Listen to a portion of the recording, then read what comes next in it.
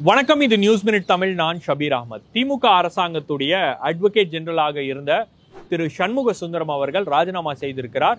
இப்பொழுது புதிய அட்வொகேட் ஜெனரலாக திரு PS ரமன் அவர்களை திமுக அரசாங்கம் நியமித்திருக்கிறது. இந்த புதிய மாற்றங்களுக்கெல்லாம் என்ன காரணம் அப்படின்னா, சமீபத்தில் நீதிமன்றத்தில் திமுக சந்தித்த ஒரு மிகப்பெரிய நெருக்கடி, ஒரு மிகப்பெரிய பின்னடைவு.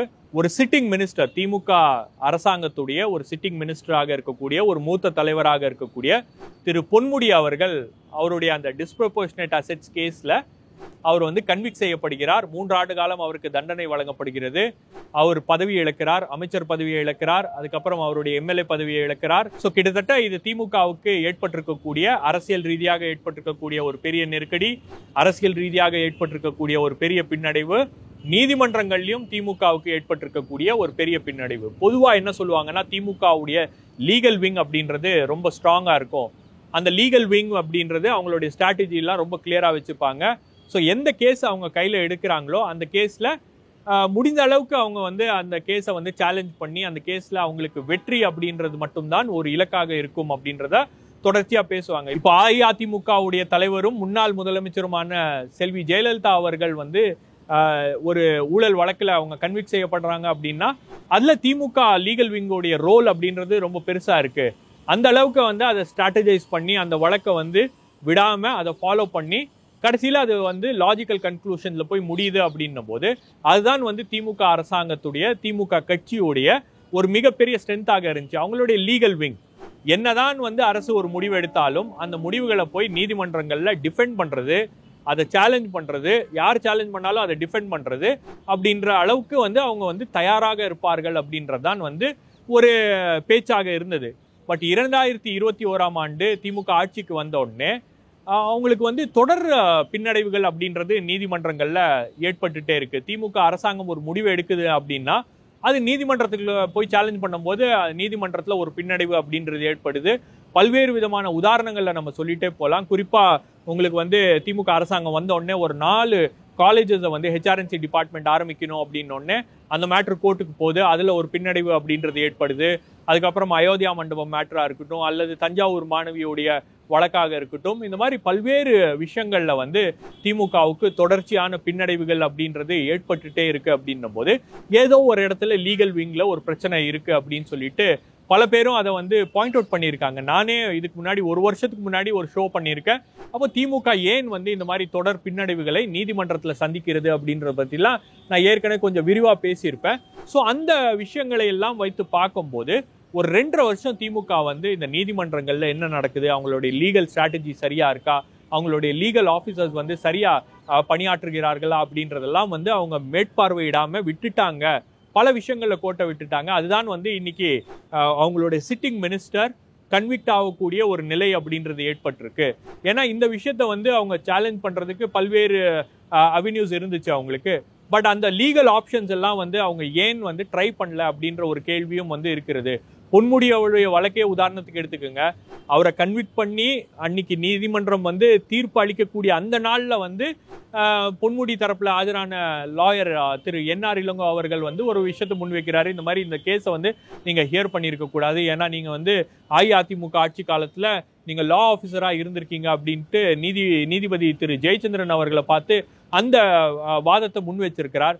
அந்த வாதம் கரெக்டா ஃபேக் எண்ட்ல ஒரு தீர்ப்பு சொல்லக்கூடிய, அதாவது குவாண்டம் ஆஃப் பனிஷ்மெண்ட் சொல்லக்கூடிய அந்த நாள்ல அந்த வாதத்தை அவர் முன்வைக்கிறார். அதுக்கப்புறம் பிரஸ் மீட்லயும் ஒரு சீனியர் அட்வொகேட் அந்த விஷயங்கள் எல்லாம் பொதுவெளியில பேசியிருக்க கூடாது, பட் அதையும் அவர் பேசுகிறார் அப்படின்னும் போது கிட்டத்தட்ட ஏதோ ஒரு இடத்துல ஒரு பெரிய ஷாக் டிஎம்கேக்கு. அந்த அளவுக்கு ஒரு பின்னடைவு அப்படின்றது வரும் அப்படின்னு திமுக எதிர்பார்க்கவில்லை, திமுக அரசாங்கம் எதிர்பார்க்கவில்லை. ஸோ அதை எப்படி சமாளிக்கிறது, எப்படி சரி செய்யறது அப்படின்னும் போது அவங்களுக்கு ஒரு கடுமையான அதிருப்தி அப்படின்றது உருவாயிருச்சு. திமுகவுடைய லீடர்ஷிப் இந்த வழக்குக்கு பிறகு அந்த லீகல்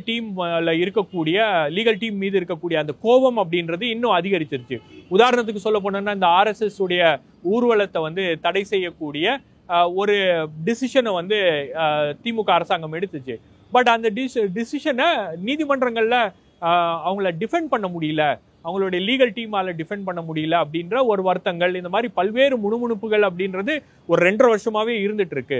ஸோ இந்த பிரச்சனைகள்லாம் திமுக லீகல் விங்ல இருக்கு அப்படின்னு தெரிஞ்சோடனே அந்த உட்கட்சி பூசல், அதுக்கப்புறம் வந்து ஒருத்தருக்கு ஒருத்தர், ஒரு அட்வொகேட்டுக்கும் இன்னொரு அட்வொகேட்டுக்கும் இருக்கக்கூடிய ஈகோ, அதுக்கப்புறம் அங்க வந்து ஒரு 2 அணியாக 3 அணியாக அது அந்த லீகல் விங் அப்படின்றது பிரிஞ்சிருக்கு. அந்த உள்ள இருக்கக்கூடிய அரசியல் இதெல்லாம் வந்து இந்த பின்னடைவுகளுக்கு ஒரு மிக முக்கியமான காரணமாக அமைந்து விட்டது அப்படின்ற லீடர்ஷிப்புக்கு தெரிஞ்சதுக்கு பிறகுதான் அவங்க வந்து இந்த மாதிரி முக்கியமான கேசஸ், சென்சிட்டிவ் கேசஸ்லாம் வந்து நாம திரு PS ரமன் அவர்களை என்கேஜ் பண்ண போறோம் அப்படின்னு சொல்லிட்டு அவங்க வந்து அதற்கான உத்தரவை வந்து பிறப்பிச்சாங்க. அதுக்கப்புறம் தான் இந்த மாற்றம் அப்படின்றது ஏற்பட்டிருக்கு.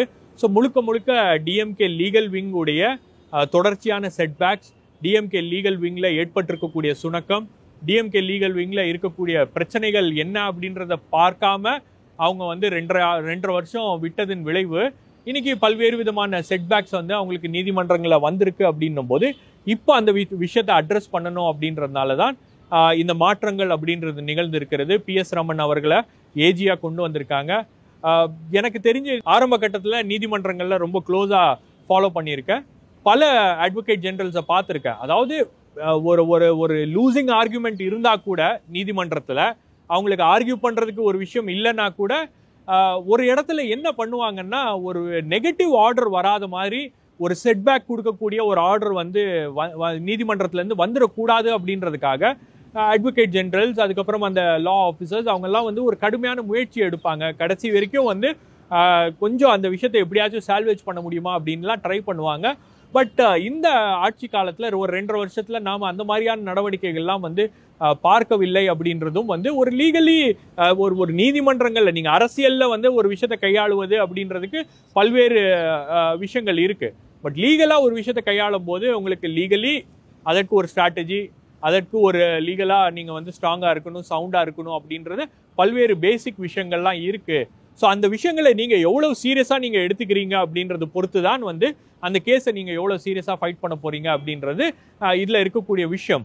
ஸோ அந்த பல கேசஸை இவங்க சீரியஸா எடுத்திருக்காங்களா, பல கேசஸை வந்து இவங்க வந்து கோர்ட்ல போய் அதை சேலஞ்ச் பண்ணி அதை டிஃபெண்ட் பண்ணி கோர்ட்ல வந்து கவர்மெண்ட்டுக்கு எந்த விதமான ஒரு பாதிப்பும் ஏற்படாத வண்ணம் அவர்கள் செயல்பட்டிருக்கிறார்களா அப்படின்னு பார்த்தீங்கன்னா பல வழக்குகளில் வந்து எனக்கு தெரிஞ்சு திமுகவுக்கு நீதிமன்றங்களை பொறுத்த வரைக்கும் பெரிய வழக்குகள்லாம் பார்த்தீங்கன்னா ஒரு பின்னடைவு அப்படின்றதான் ஏற்பட்டிருக்கு.